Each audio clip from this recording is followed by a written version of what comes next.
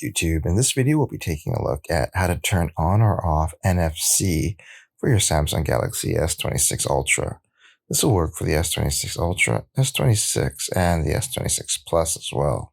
If you like this kind of content or find this kind of content helpful, leave a message down below. Don't forget to subscribe, and thanks for watching.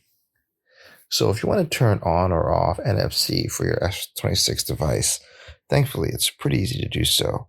The first thing you want to do is actually jump into your setting. Once you're in your settings, you want to scroll down and you want to look for connections. And then from there, what you want to do is hit connections. From there, what you want to do is use the toggle switch to turn on or off NFC and contactless payments. And there you have it, everyone. Just a quick and simple way to turn on or off NFC for your Samsung Galaxy S26 series of phones.